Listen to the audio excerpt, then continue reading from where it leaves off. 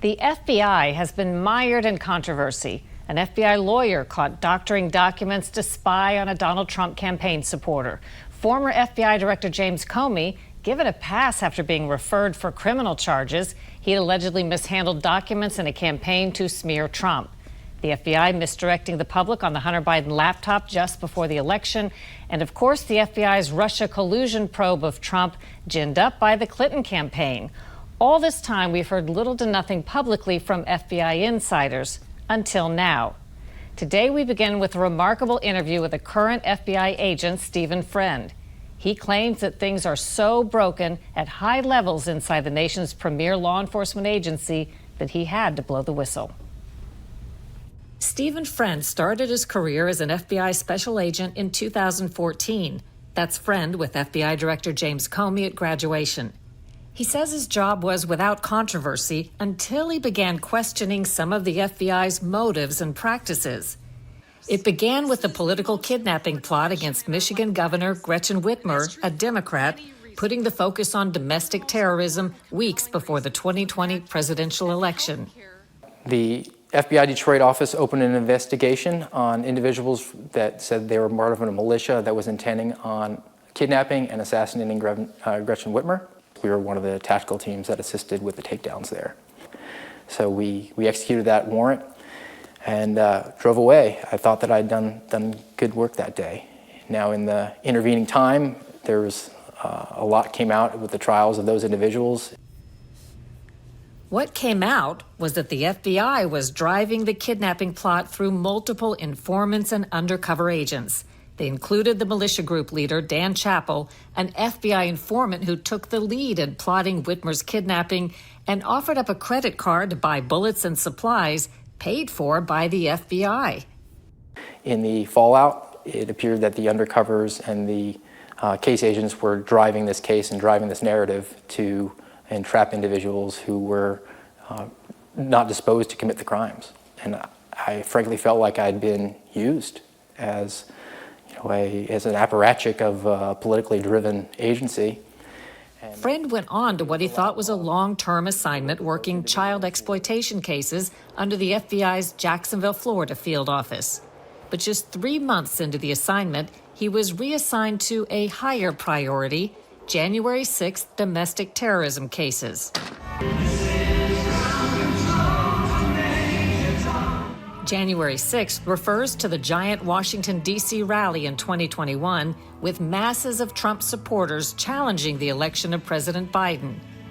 I know that everyone here will soon be marching over to the Capitol building to peacefully and patriotically make your voices heard. Many protesters were peaceful and were allowed into the Capitol as police stood by. Others became violent.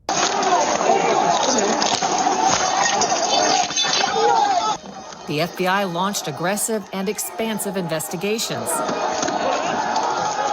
Friend says financial incentives rewarded FBI managers who built lots of cases under the heading of domestic terrorism.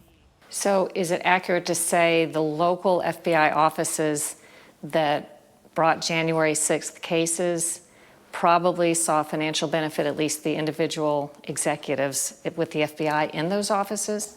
Yes.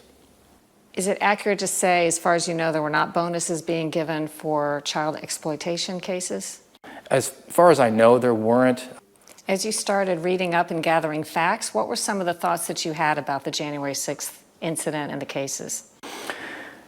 I had sort of a mixed review. To me, there were some violent actions by individuals that probably warranted criminal prosecution.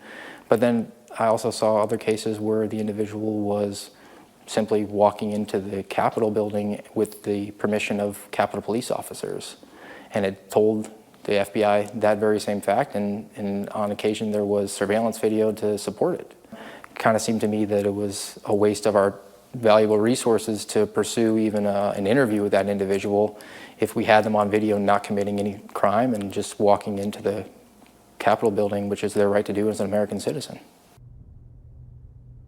It's been widely reported that the FBI had undercover agents in the January 6th crowd, though they won't say how many, And with some protesters claiming they were allowed into the Capitol, Friend says it harkens back to the Governor Whitmer plot.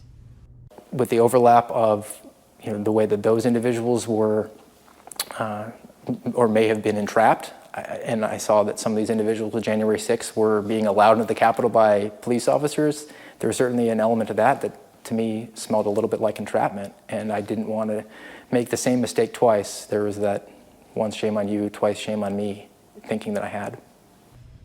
For Friend, things completely unraveled in August. That's when he says he declined to take part in what he considered unnecessary and heavy-handed FBI raids on multiple January 6th suspects in Florida. What did you think was so wrong about the raids? I felt that there was definitely a harder hand in the way that the arrests and the searches were going to be carried out. Regardless of the individual's involvement in January 6th, they had been interviewed. There had been open line of communication between the FBI and those individuals, but there are other mechanisms that I felt that were better. If it was using surveillance to arrest an individual when he was outside his home and identifying him on the way to work and doing an arrest there, that could be warranted. Can you arrange someone to turn themselves in through their attorney? Yes, it's a process called issuing a summons to somebody, and it's very common, especially in white-collar, nonviolent crimes.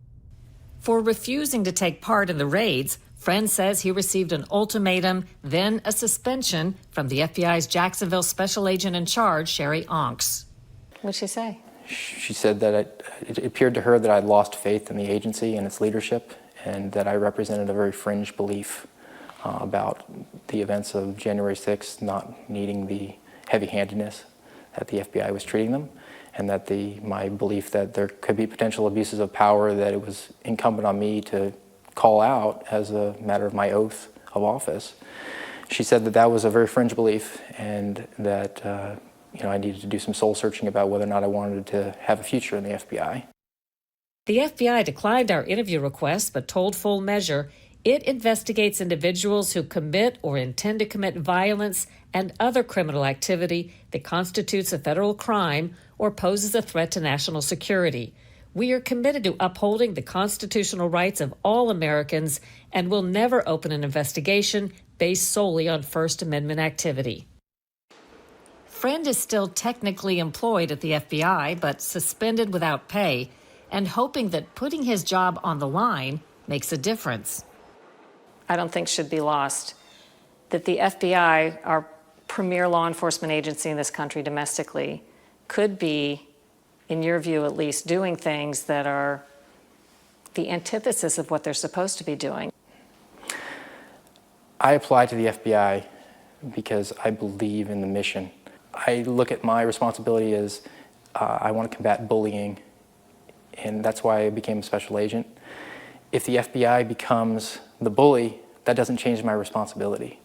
I need to stand up and face that down, even if it means my career. And if the FBI is willing to become a bully, then it's truly lost. Friend is working with a nonpartisan whistleblower group, Empower Oversight. They've helped him submit formal complaints to the Inspector General, Office of Special Counsel, and Capitol Hill.